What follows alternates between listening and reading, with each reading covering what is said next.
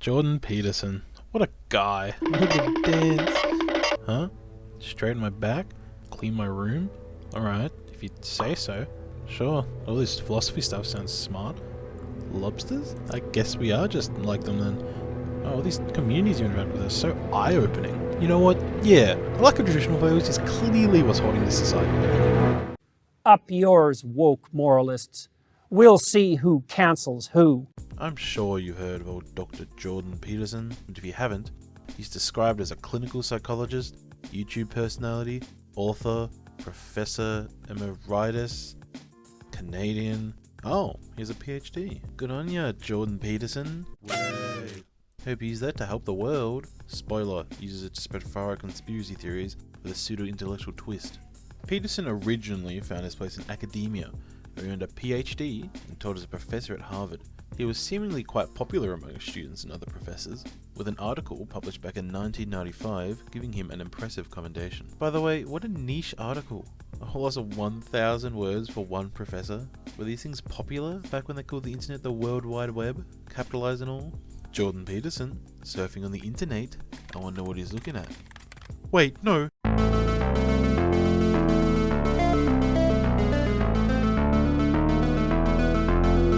Jordan Peterson wasn't entirely unknown by 2016, but he certainly found his fun little footing by misrepresenting the C-16 Canadian bill by saying that you could be jailed for misrepresenting pronouns.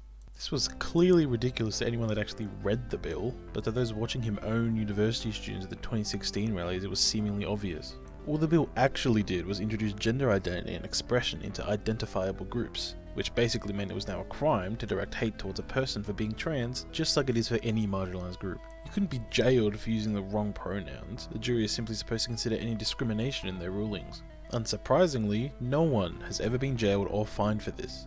Jordan Peterson enjoyed an insane amount of press, both positive and negative, for this, solidifying his place as an intellectual pillar of logic among conservatives. It would then show up on news stations, clips of him owning professors and news anchors getting millions of views. In order to capitalize on this sudden explosive growth, Peterson put his mouth on Joe Rogan's sweet, impressionable microphone. And now, millions of easily influenced young men were listening to Peterson's harmful rhetoric across the world. Oh, hello, friends. Just got done working out. I'm gonna try the ice bath. So, I've got something to admit. I have never actually listened to the Joe Rogan Experience. I was planning on watching every episode with Jordan Peterson in it, but holy shit, there is literally 24 hours of Jordan Peterson and Joe Rogan talking back and forth to sink some impressionable teeth into. Like, I'm no stranger to long-form content. I love me a YouTube documentary, but that is maybe too long of a form for me to watch.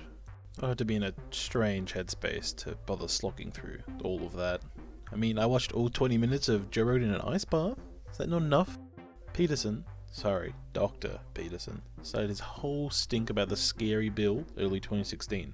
His first video on the subject coming out in May of that year.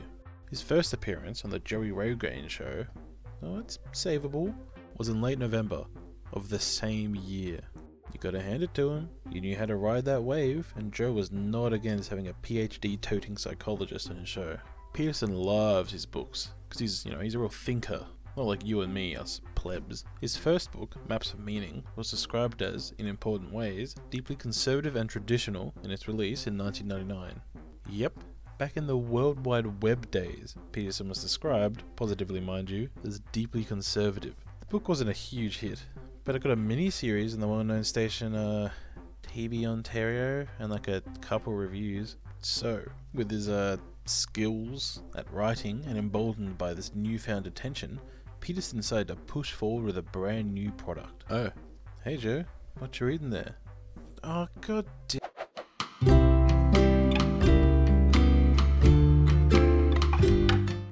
Now, if you're not Canadian or terminally online during 2016 and the C-16 debacle, you may have only heard of Peterson after the release of his second book, 12 Rules for Life, which he released in mid to late January of 2018. Peterson immediately went to Joe Rogan for some slick publicity for his book, as the over 3 million subscribers of mostly young men were perfect recipients of a self-help book. At surface level, the book seems like a classic of the genre, generalized advice that is still kinda helpful but ultimately vapid and not really meant for more than a small change in headspace. But under that surface, a submerged amalgamation of both traditional values and Christian conservatism lurked, ready to drag young, impressionable readers into a cult of thought that Peterson couldn't wait to profit off of. I genuinely don't think the book is all evil from a cursory glance at it. There is some genuinely good advice, but that almost makes the stranger lessons more insidious. Like the whole lobsters being used as a metaphor for social hierarchies. You know, lobsters pee out of their faces and don't age, Peterson. How do you compare the social and behavioural tendencies of an animal that can't age to humans? You know what? This guy's starting to seem a bit like a pseudo-intellectual reactionary idiot. I wonder what he's selling. Why is the lobster thing such a big part of his identity?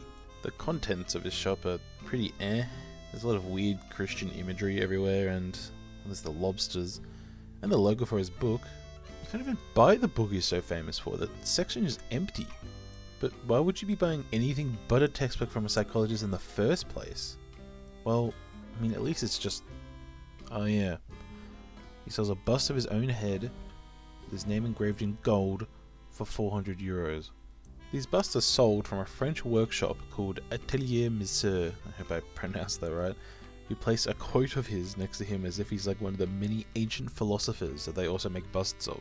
I'm pretty sure selling a bust of yourself should signify an obvious grift that is turning the grifter into a narcissist if he wasn't one to begin with, and should be setting off alarm bells for anybody who thought they were just supporting a free-thinking professor. Jordan Peterson isn't a stupid guy. He also is not an especially smart guy when it comes to genuine objective self-reflection, which is ironic as he seems to really admire objectivity. I am not going to pretend to be smart enough to properly bite into the ideology of Peterson, or maybe more specifically, I can't be bothered. Maybe one day I'll make a 2-hour video deconstructing his self-help books. For now, however, I do have this to tide you over. And now, a reading of Dr. Peterson's Maps of Meaning. I dreamed I saw my maternal grandmother sitting by the bank of a swimming pool, which was also a river. Her genital region was exposed dimly. It had the appearance of a thick mat of hair. She was stroking herself absent-mindedly. She walked over to me, with a handful of pubic hair compacted into something resembling a large artist's paintbrush. She pushed this at my face. I raised my arm several times to deflect her hand. Finally, unwilling to hurt her or interfere with her any further, I let her have her way. She stroked my face with the brush gently and said, like a child, "Isn't it soft?"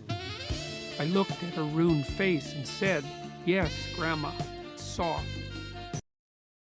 Wow, editing sure takes longer than I expected. I'm not going to do any more fun editing here, so you can leave now if you want. Show's over and all. But if you enjoyed this at all, subscribing would be very much appreciated so that I can make some sweet cheddar from this whole ordeal. I'd say ordeal, but I genuinely enjoyed it.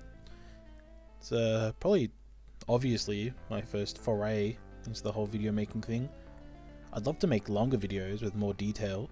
The 2-hour book review wasn't entirely a joke, but at the moment I can't devote every second of my life to making videos, even if I have more free time than most.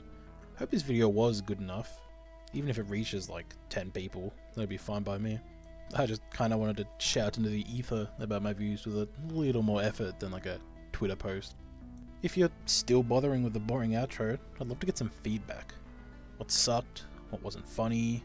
What was good? What was funny? Do I need like better audio? Was it distractingly bad at any moments? Any awkward sound mixing moments? Were there some shit edits? Let me at 'em. Anyways, I appreciate your 10 minutes or so. See ya.